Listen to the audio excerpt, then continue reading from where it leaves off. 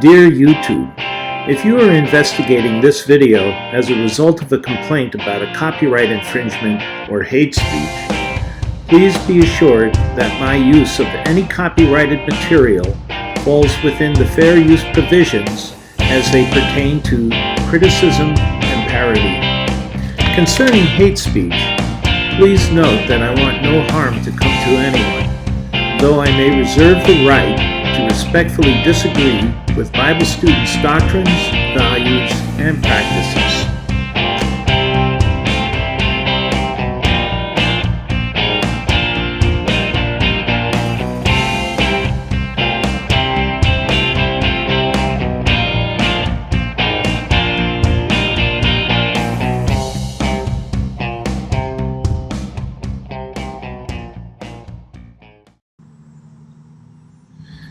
Good morning.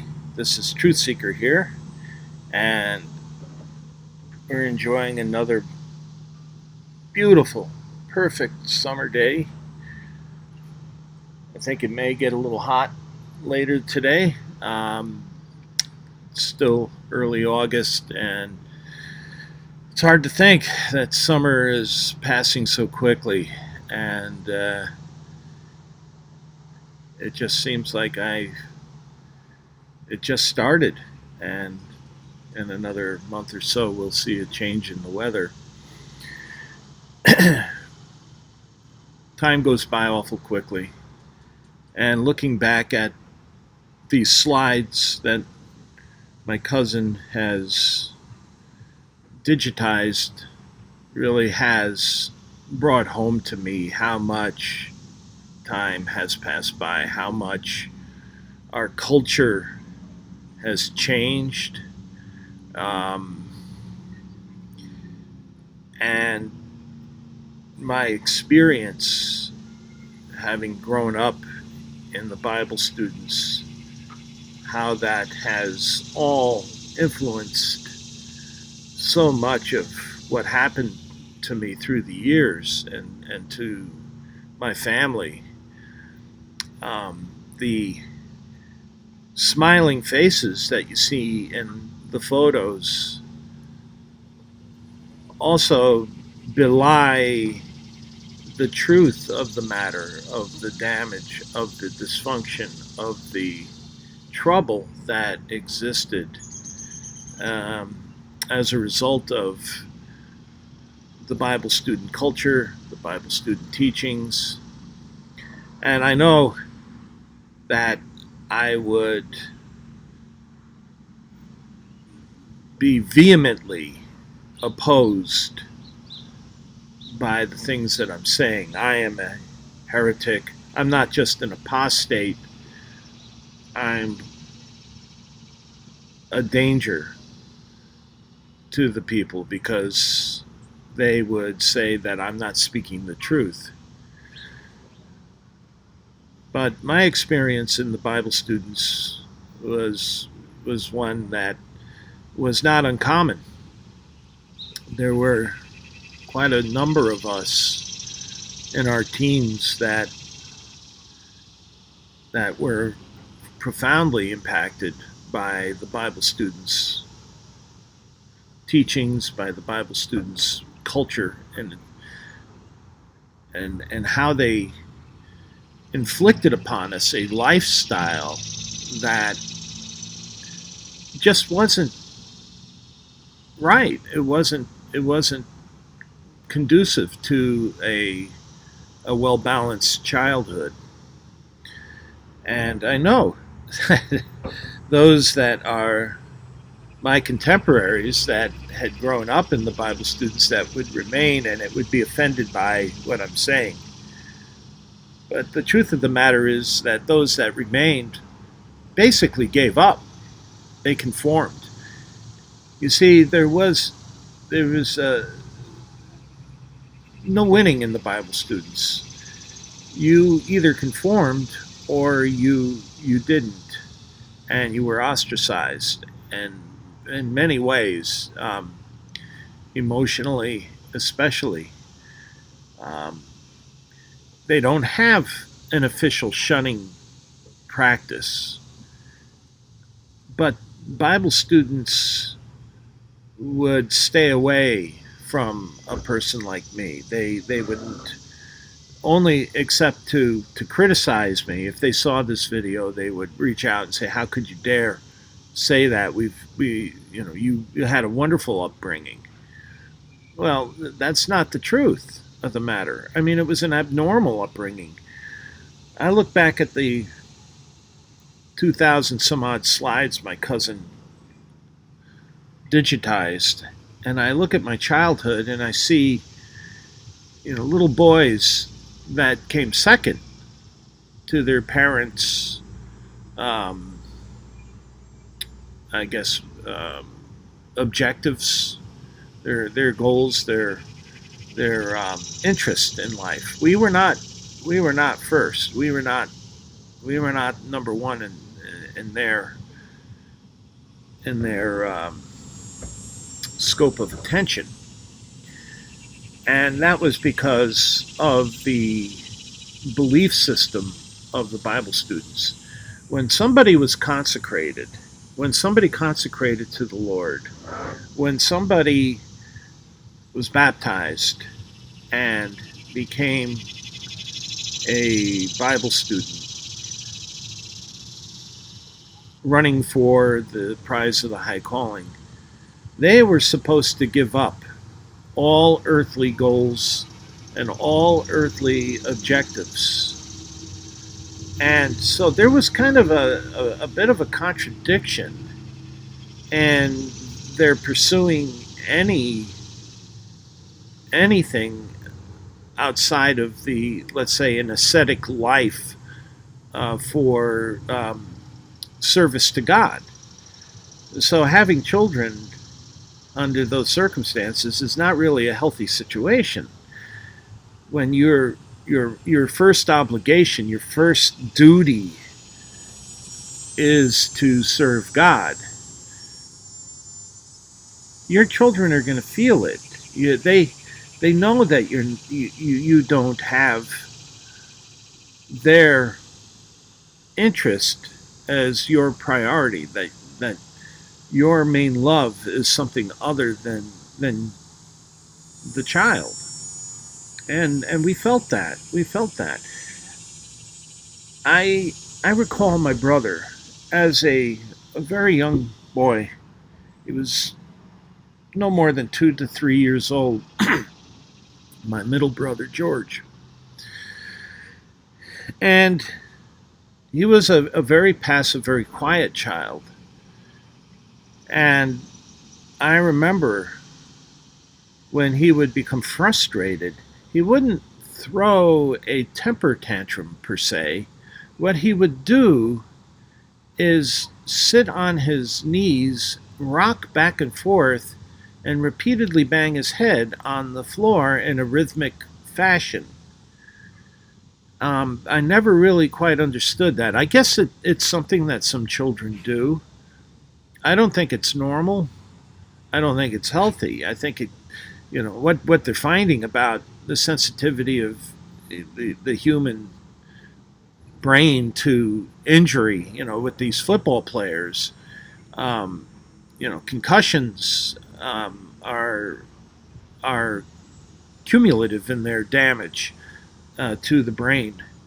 And so when you have a number of concussions over the years, they don't truly heal. They compound over the years. And I can't help but think that my brother was actually doing some damage to himself. He had a hematoma on his forehead that was always present because of this habit of his to bang his head on the floor. And it was always there. You could see it in the photographs that there was this bump on his forehead. And there was this perennial bruise that was there for probably about 2 years of his life. Why would that be? We were little boys that were made to dress up in suits and ties, and on a Sunday get up at 7 o'clock in the morning, and if my parents weren't late, which they often were for meeting, sometimes we wouldn't get a breakfast. We'd be scolded that we better not ask for food or say that we were hungry when we arrived at, let's say, whoever brother's or sister's home that we were going to have a meeting in. We often had to do what they call pilgrim service. My father was an elder in the New York Bible Students Ecclesia, and there were a number of Bible Students Ecclesias up and down the East Coast from Boston to Washington that the New York class and the Dawn would serve. And so if we weren't going to the New York meeting or a convention, we often would be on the road to places like Catawissa, Pennsylvania, or Hartford, Connecticut, and we would sometimes drive 4 or 5 hours away. Baltimore. I can think of a number of classes, maybe 20, 25 different classes on the East Coast that my father would serve by assignment from the Dawn.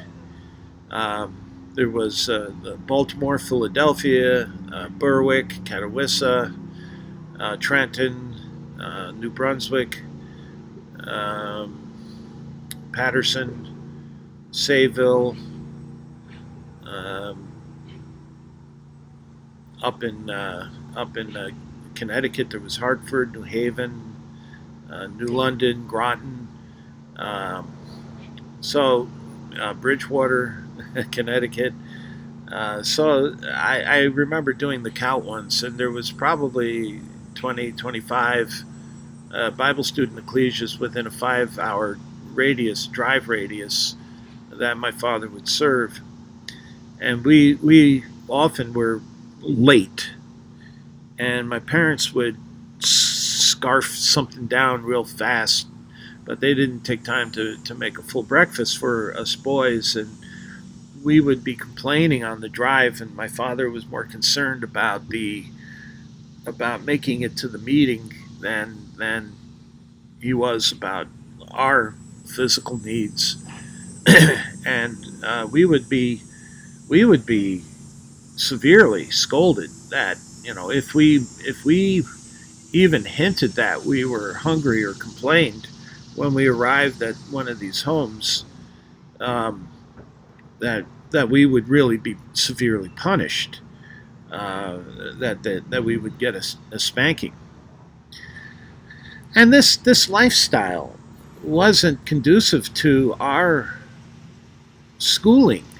I mean, my dad, Sunday meetings were all day in New York until I was about 12 years old. Then they cut back on the hours, but until 1967, our meetings were all day, and they were held. I think we would arrive at New York. We lived about an hour out of New York, so we'd have to get up at 7 in the morning. If my parents weren't late, they'd make some breakfast, and we would get off by 8 o'clock in the morning and arrive around 9 for setup. And I think meetings started around 10 and would go until about 4 o'clock in the afternoon. And then there was the takedown period and fellowship, and we weren't gone until 5 o'clock and home till 6 o'clock. So Sundays were gone, and we didn't have really time for homework. There wasn't really any place. I mean, we either were in the Sunday school. There was one Sunday school that was held, and in the class there were maybe 14, 15 of us kids, and and the rest of the time we were supposed to sit in the meeting on these hard steel fold-out chairs, and we had to sit like church mice, quiet, in these uncomfortable suits with little white shirts and bow ties and jackets to sit quietly and not wiggle or disturb the meeting. My mother would provide us coloring books or something like that as children to keep our attention, keep us from disrupting the meeting with noise or with antics.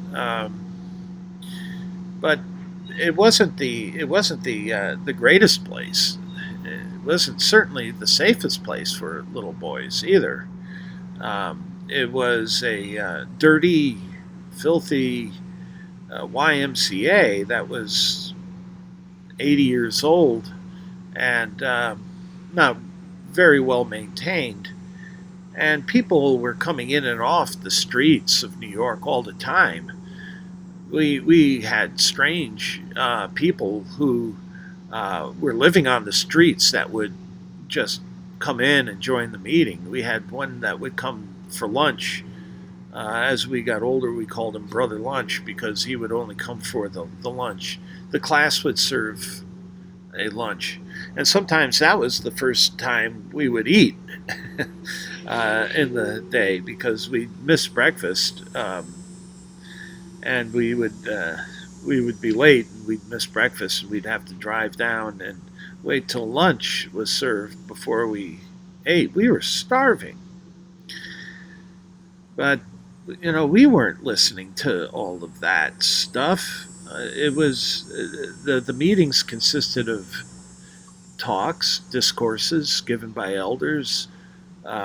Sometimes there was a testimony meeting. There was always a study where a volume study from the 6 volumes, and you'd read a paragraph and the elder would ask a question and people would answer, and that was the study format, and the answers were always given out of the volumes themselves. And so there was, it wasn't as regimented as a Jehovah's Witness study where they study out of the Watchtower and the answers given to you, but almost as bad because you had to read the paragraph in the volume and then the answer would be in the paragraph. In fact, some study versions actually had pre-prepared questions in the body of the booklet.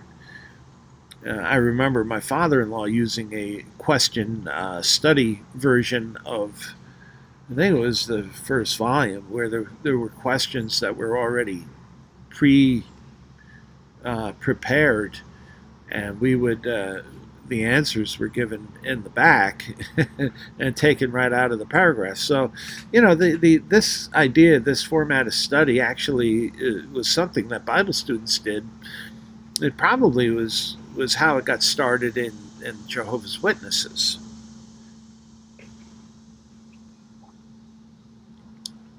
But meetings were every Sunday. We never missed a meeting because when you were a Bible student, you had everybody watching you.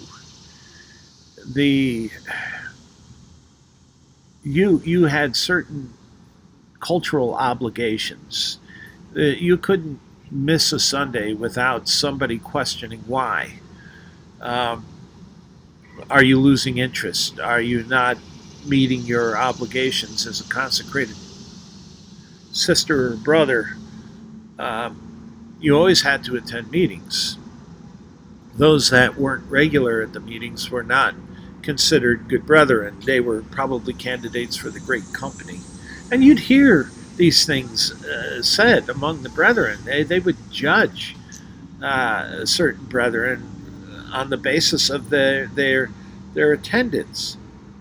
And then they would say, well, that brother who isn't consecrated is really consecrated. He doesn't know it, but because he's so faithful and he comes every Sunday, even though he wasn't baptized, he's really a brother, you know. So they made these kind of flippant judgments. It was a very judgmental system.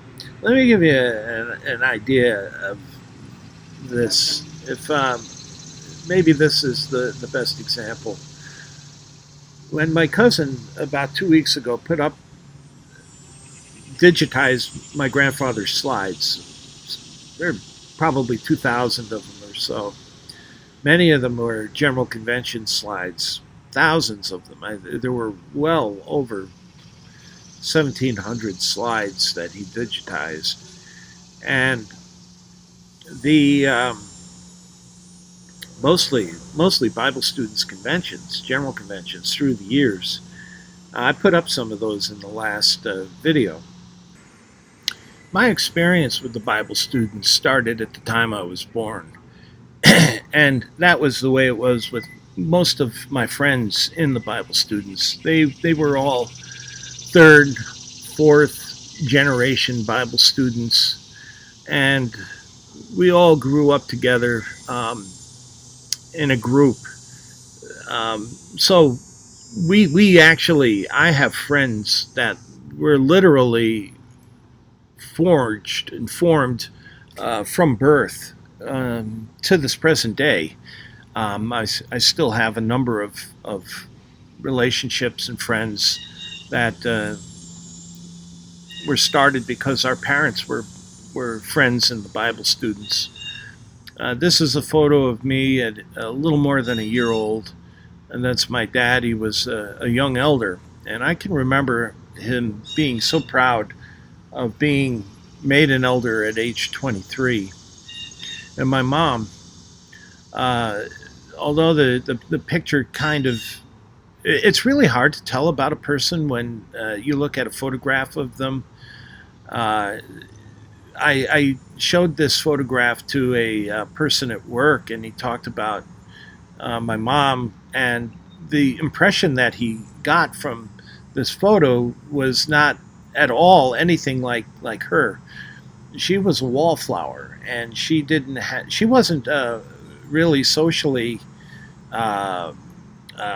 connected very well. I mean, she was quiet. She didn't mix well socially. She was kind of an oddball person. She had one foot in reality and one foot in La La Land. She really didn't have much of a grasp on reality at all. To give you kind of an example of what I'm talking about, besides the occasional psychotic breaks from reality, total psychotic breaks, my dad one time told me that he was afraid that he would have to institutionalize her. I can remember distinctly at about 5 years old that she told me that about demons, that there were these fallen angels that left heaven and joined Satan, and they were in the atmosphere, and that if we see dark shadows out of the corner of our eyes fleeting by, that those were fallen angels, and that if we didn't have a strong mind, that they were always present to try and invade our mind and take over our mind and our body. And only if we have a strong mind can we resist them. And here I'm 5 years old, and I'm being told that there are essentially these monsters that were all around us. It put a fear of shadows and darkness in me for a long time as a little boy. I was scared of these things, and it was because of what she taught me and what she was telling me at home as I was growing up. And I don't know if mothers did that, but Bible student mothers did that, but I know that's what I was raised with. And And it was terrifying. It was awful. But these were the beliefs. This was something that she was raised to believe. And this is a picture of me and my two younger brothers. My brother George on my right side, and my brother James wearing the red checkered shirt on the left, the blonde hair. And there was my cousin with the red shirt in the back. I'm standing with the tan checkered shirt in the middle between my two brothers. And the dark-haired boy standing in front of my cousin was a friend of ours from New York. My brother George, he was a sweet kid. He was a very compliant kid. He didn't have much of a let's say a controversial character or spirit in him. My brother James was a lot more like me, and he and I, we were always contending with one another. We were probably too much alike, and we always had kind of a strained relationship growing up. George was sort of the middleman between us, but you look at this beautiful little boy, this innocent little face, and to know that 30 years later he was going to commit suicide. It's hard to believe. You couldn't gather that from taking a look at this young boy's face. What demons were there? What was it that caused him to want to take his life? What happened? And the only thing I know is that the Bible student's culture just it screwed his head up. He just couldn't take he didn't have the coping skills to navigate through the strain of growing up as a Bible student child. And in his rebellion, he got into some very serious drug addiction, and that was it. Once he got started in on the serious drugs, heroin, LSD, and PCP, that was it for him. He was forced into a marriage because of a girl who claimed that he got her pregnant, and it wasn't his child, but because she said it was his child, my father, being an elder, couldn't have my brother be the father of a child out of wedlock. It was just against the morals. So he really put the pressure on my brother to marry this girl. And my brother was in no position to be able to take on those types of responsibilities. He was severely drug addicted, and to take on the responsibilities of the family were just beyond him. He just couldn't handle those types of things. He had been in all kinds of trouble in his youth as a teenager. He had served 30 days in jail, county jail, for possession of marijuana, and he was constantly in trouble. He had been thrown out of high school for lack of attendance. So what went wrong? You look at this beautiful little boy looking so innocent and so wholesome here in this photograph. What happened to him to cause him to become drug addicted, to get in legal trouble all the time? His life is a terrible tragedy, one tragedy after the next. He and a close friend of his took a canoe out in the lake. They took a neighbor's canoe out without permission, and the canoe leaked, and they took it out in an April night when the water was still cold, and the canoe tipped over and his friend drowned. These were the types of things that were constantly happening to this young man, this boy. And in the end of his life, the last 10 or 15 years of his life, he was in and out of psych wards for suicide. That just doesn't happen in a vacuum. That is as a result of neglect. I can remember one time uh, when I was 19, my brother had just gotten um, convicted for the possession of marijuana, and he had a number of convictions. He had broken into a business and stole some money out of a register, and he got probation on a number of things, but finally they threw him in jail, um, and it was always to buy drugs.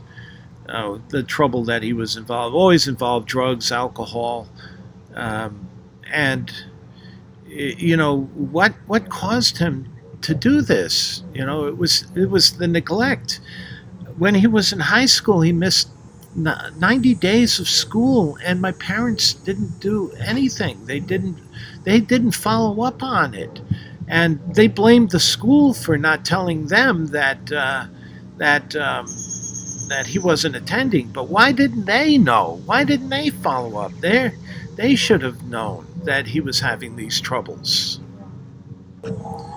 Eventually, after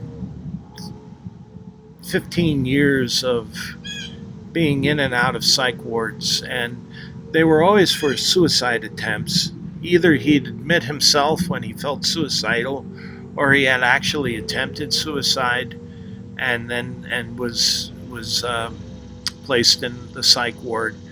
And he was always let out. He never got the proper degree of care that he needed, attention, and after a certain point, it was beyond anyone's ability to help him. I mean, he had a GAF score of like 15, which is the ability to function, a measure, an assessment of the ability to function in society. He had a job for a number of years with the county, filling potholes, and after a while that became too much. And he ended up in a Section 8 apartment, efficiency apartment, in the last year of his life, where the government took care of him. And he was on some pretty heavy duty psych drugs for schizophrenia. And he saved up this medicine and wrote a suicide note and then took it all at once.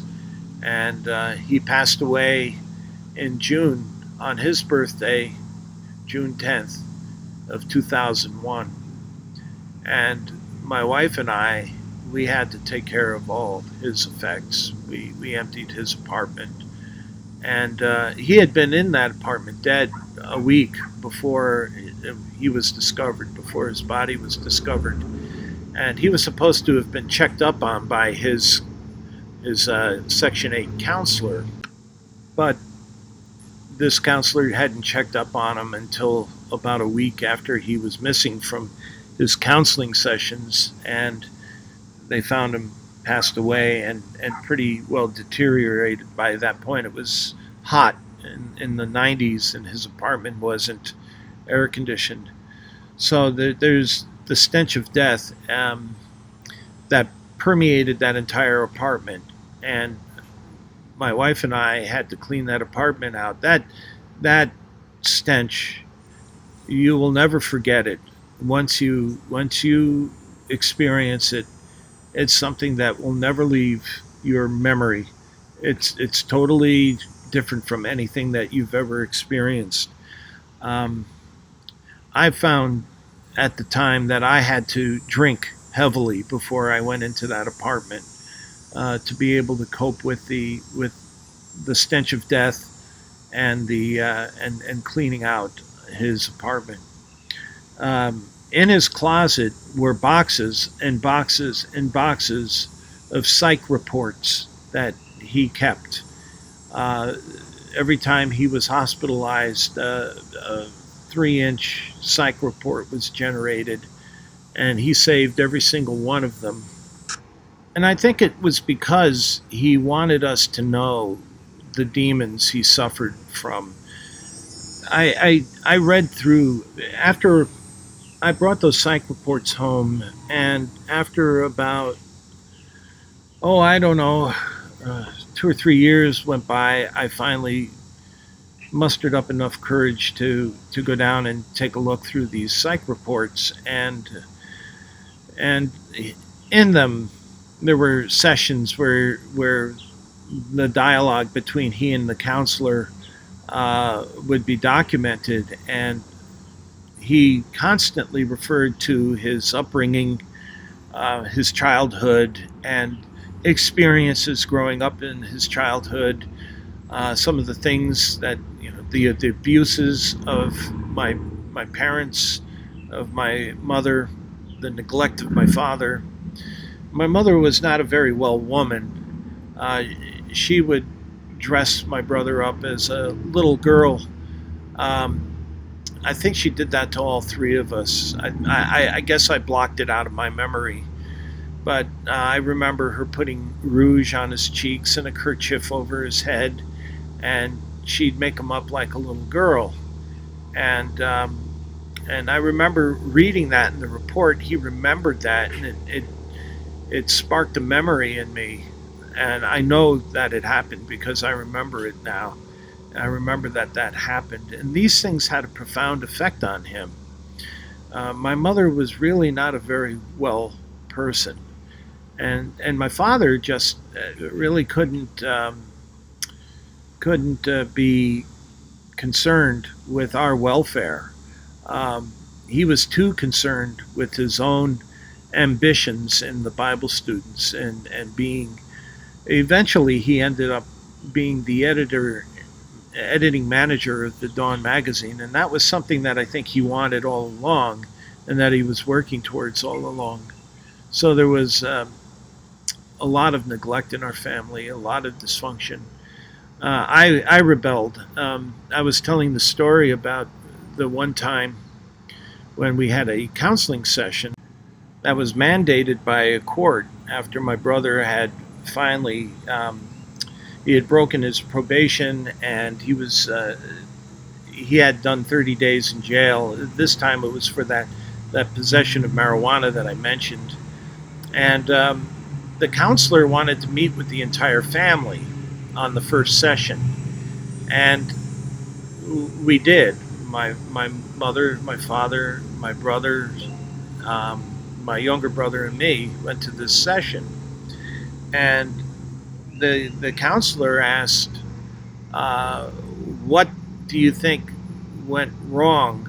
What do you think is the basis or the problem that that results in my brother's continual habitual problems, legal problems, and drug?"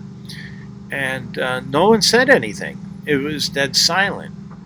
And finally, I spoke up, and I was already, at that age, I was 19. I was in my own rebellion from the Bible students, and getting into my own very serious trouble myself.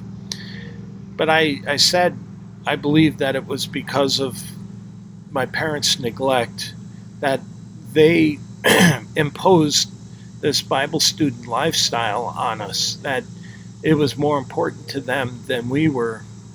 And I went into some detail. I spoke very strongly, very passionately against my parents and the way they raised us in the Bible students, that it was more important to them.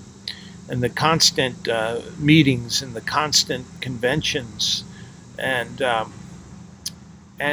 the counselor, I don't know what he made of that. He really didn't. My recollection was he didn't really say much from it.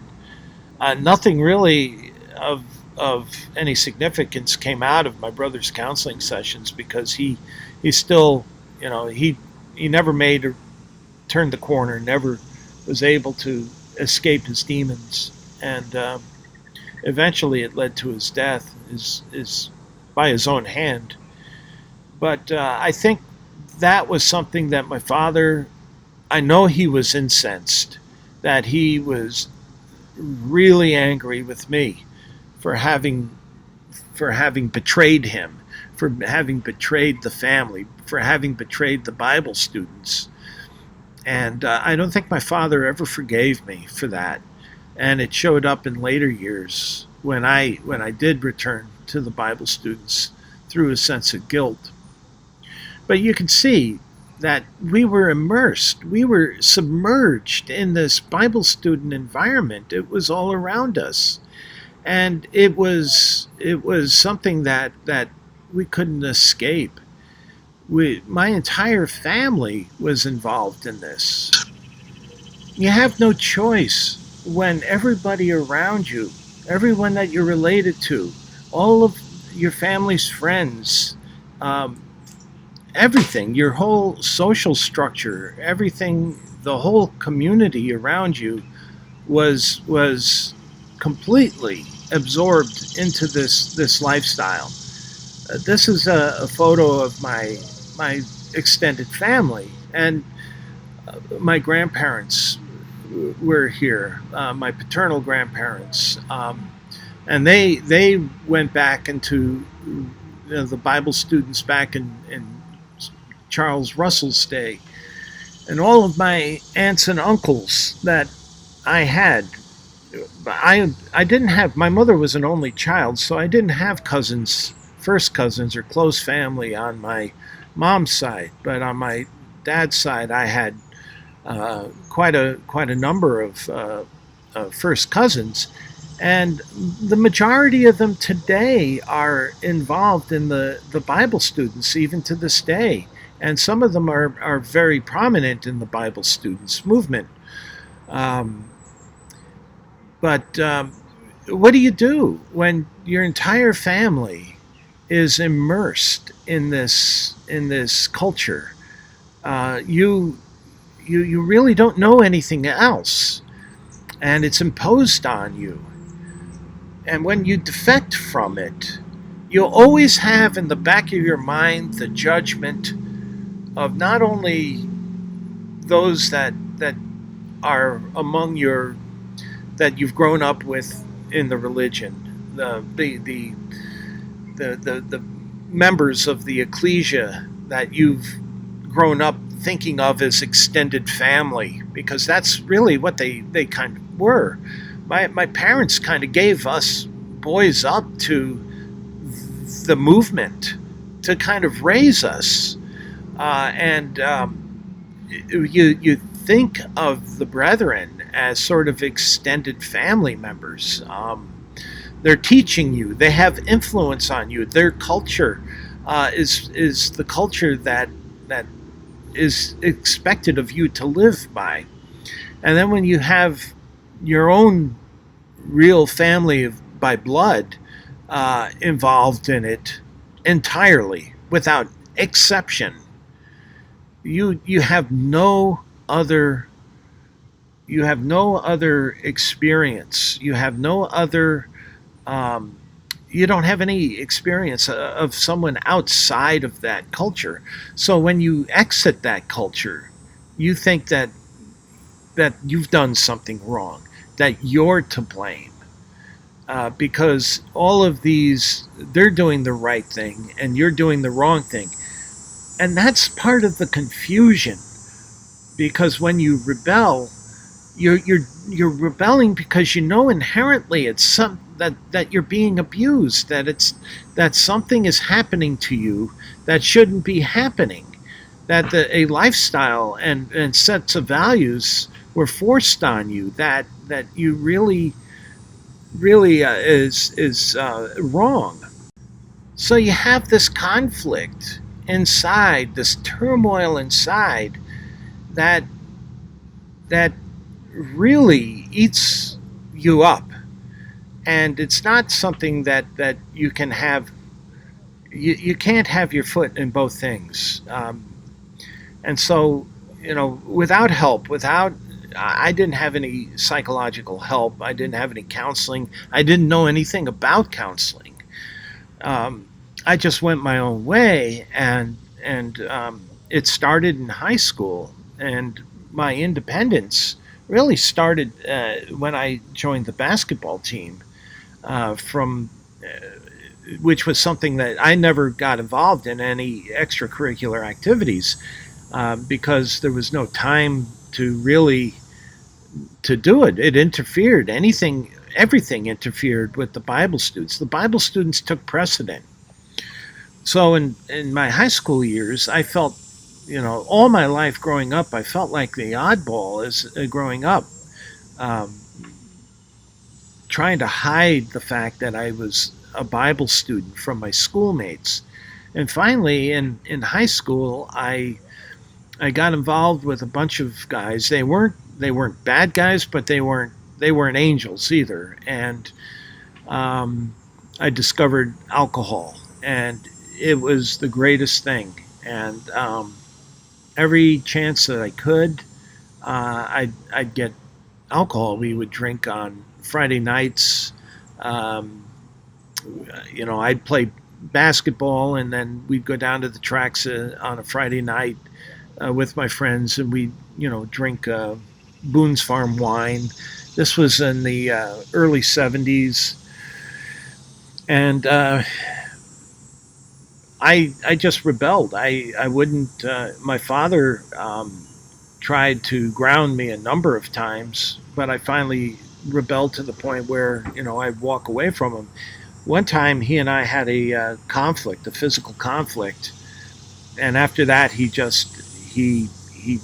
decided to leave me alone.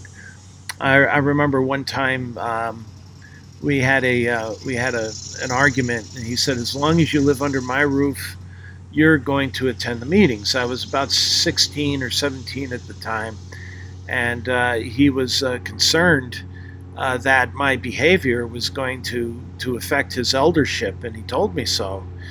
And he made an edict that as long as I lived under his roof, I was going to do what he told me to do.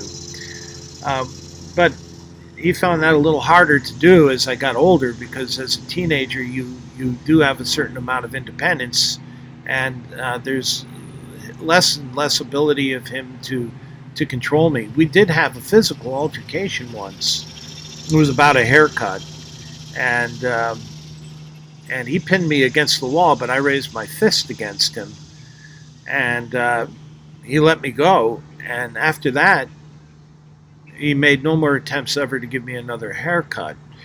But I was really upset with myself. I went upstairs and locked myself in the bathroom, and I cried. And I couldn't I couldn't look at myself in the mirror in the bathroom because I felt shame. And it wasn't because of what I did to my father. It was because I didn't have the courage to actually punch him. I raised my fist, but I couldn't go through with it. And that's what I felt ashamed about. And it wasn't because I defied my father and mother. I really resented the imposition of their life on me at that point. And so that's I started getting involved with alcohol. I was scared of drugs. I honestly was scared of the drugs. There were a lot of them out there. I tried some marijuana, but I was really afraid of it. Alcohol was really the thing because it was sold and it was legal, it made you feel good, and so that was enough for me. I wasn't really interested in getting in trouble. Only I was in trouble only with the Bible students' culture. I wasn't doing things that were really illegal. Um, not the kind of trouble that my brother was getting involved in. So, um, but I still felt it. I still felt bad because I knew that everybody was judging me. I knew my family was judging me. And it was true because when I came back, when I eventually got to the point where experiences were such that I felt like my life was spinning out of control, I started really feeling the guilt and the shame. It was always present, that feeling of judgment, that I was doing wrong, that God was up there watching me, that the Bible students knew what I was doing, and that I was being judged, and I was a bad person, inherently bad. And I started my drinking had gotten to the point, even in my young years, I was only in my early 20s, to the point where I was starting to black out and wake up in places that I like, apartments that I didn't know how I got there. There was this one last occasion, the coup de grace was when I went to a bachelor party of one of the guys that I worked with.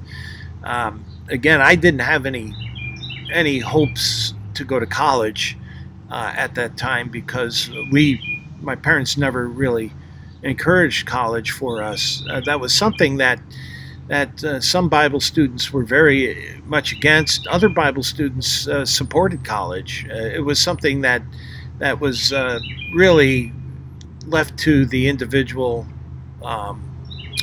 families, Bible student families. Some were supporters of college, some weren't. Some were very vociferous against college because of teachings of evolution and independent thinking and all of the things that come along with college. And my parents never put away money. They never encouraged my brothers or me to go to college. And subsequently, I just kind of drifted into auto mechanics after high school.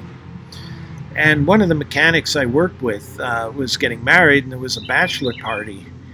And I got into an altercation at that party. I had drank too much alcohol and had an altercation, physical altercation, with the director of the auto center, Sears Auto Center I worked for. And he was a fiery guy, had a bad temper, and he started screaming that he had a gun in his car and that he was going to kill me. And that's the last I remember. I woke up in some girl's apartment. She happened to be a waitress that my fiance worked with.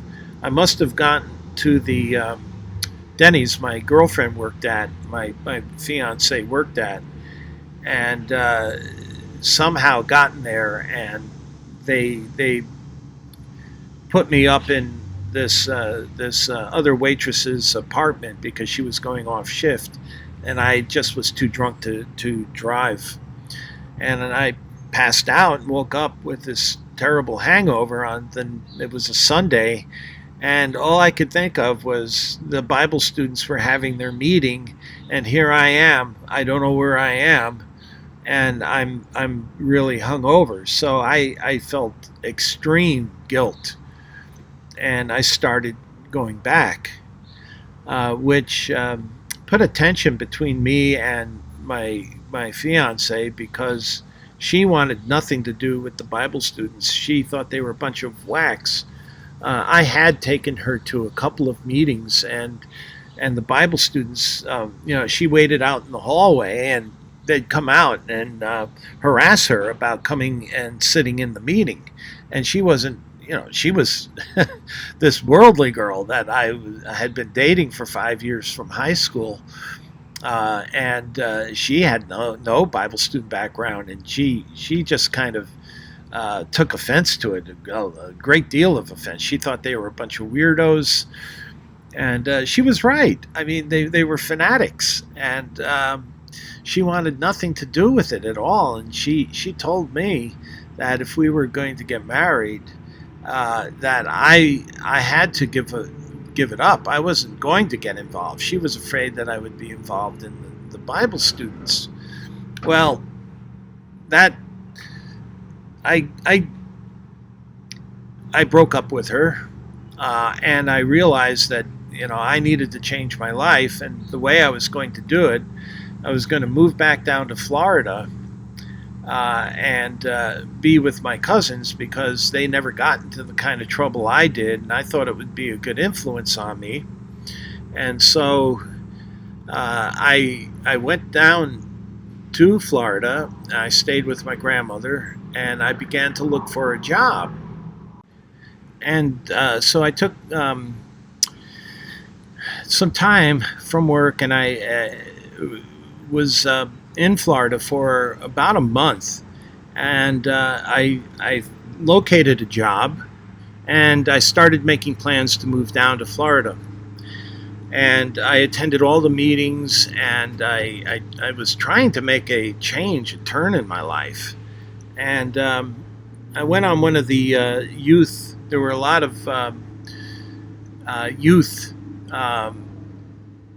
in Orlando at that time, in the late 70s, and I thought it would be a good environment for me, and it would allow me to come back and get my life in order, and that I was going to be a Bible student. I was thinking of immersion and giving my life over to the Lord. And we went out on this outing to Ocala National Forest, and there was a lake there, and we had an all-day outing with a group of about 15 or 20 young people in the Orlando class, my cousins being one of them. And I went out in the lake there to take a swim. It was a hot day, and my cousin's husband joined me. He went out there, and then he had a Dutch uncle talk with me about they weren't sure about me, and that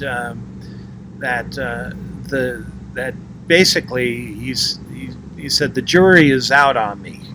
I was being judged. I was being assessed as to whether I was worthy of really being in their association, and that it was really basically a kindness on their part, their Christian kindness to let me in their association, in their little club, and that if I didn't cut muster, that was going to be it for me. And I got the message clearly. And but anyway, I was determined. I was going to turn my life around, because I felt the shame. I felt this constant judgment on me that I was a bad person. And so that year I decided, it was 1978, and I decided that I had missed several general conventions, and I had heard about this young lady who had just started attending general conventions, and she sounded interesting to me, although I had heard that she had she was engaged, and that I didn't think I had any chance with her, but I was still interested in her, because she sounded like the kind of person that I really would enjoy. So I went to the General Convention in 1978, and on July 30th, I met this stunning, young, beautiful, blonde-haired lady, and I fell head over heels for her immediately. I went to my room and got the iron out. I pressed my best shirt and pants, tie, groomed myself to the best I could, and I rushed over to the meeting hall, and I found her there in the meeting hall, in the vestibule, wearing a white summer sundress, And she was just stunning, and I couldn't say anything to her. I was so shy. I couldn't say a word. And she went into I said like hello to her, and that was it. And um, I knew her brother. I didn't know her. I didn't know he had a sister. And he was in the foyer of the meeting hall, and I asked him about her, and apparently he went back into the meeting hall where she was and said that I was asking questions. And so we got together and we started talking, and we hit it off almost immediately. 3 weeks after we met, we were engaged, and 5 months to the day after we met, we got married. We were absolutely infatuated with one another. We're on our 40th year this year. We got married on December 30th, 1978, and we're still together. Not that everything always went perfectly smoothly, but if it wasn't for her, I wouldn't be out of the Bible students. She's the one ultimately that got me to see reason. It took a lot of resistance and a lot of arguing to get me to see reason. I was so indoctrinated with this stuff. It took a while. I had to get counseling, and after about 15 years, I've had about 15 years of counseling. I stopped attending Bible student meetings about 15 years ago. Let's see, 2004 maybe. So that's what, 14 years ago. And she was principally the reason. We've had our fair share of incidents and circumstances, but through it all, our love for one another won over everything. Obviously, I didn't move to Florida. I ended up in Virginia, where she was going to college. I got a job as a mechanic. We got married, and ultimately we moved back to New York, and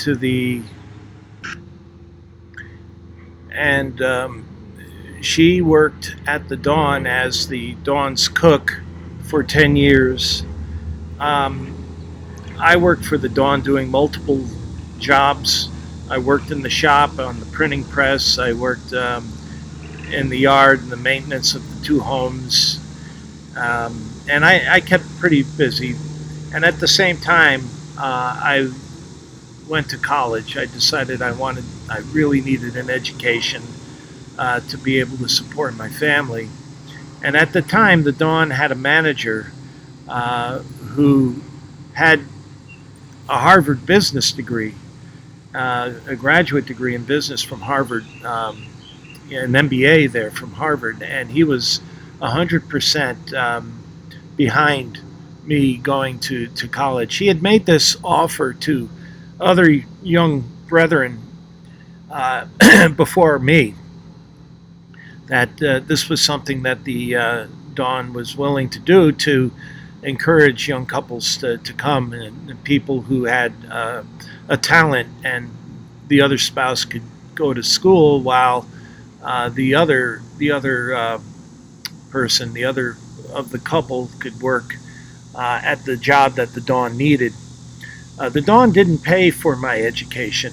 I want to make that clear. My father-in-law paid for my education, but the Dawn permitted me the time and the flexibility of time to be able to take classes.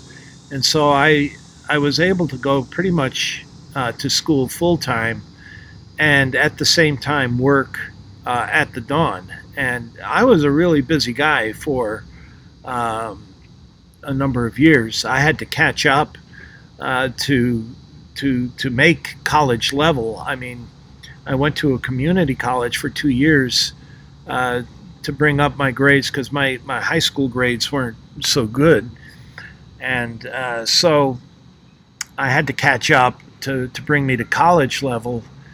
And then I attended Rutgers University and got my bachelor's degree in physics. I found out that I was good in mathematics, and I always, as a mechanic, I enjoyed working, understanding how things worked, and so I just naturally fell into physics, which is a science that where you understand the laws of nature and how things work.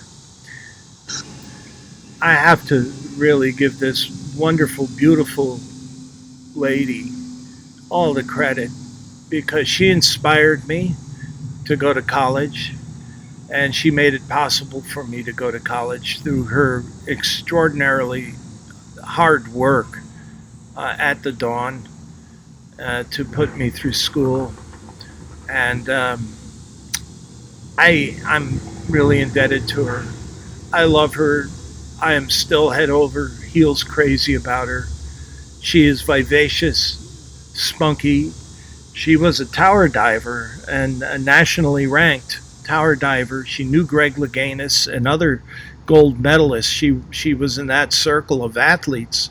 She was a noted tower diver in the 1970s, and I just got really lucky. She is a great, great person and a lot of spunk. And she tells you how she sees it. She doesn't pull any punches. She she will tell you like it is, at least how she sees things.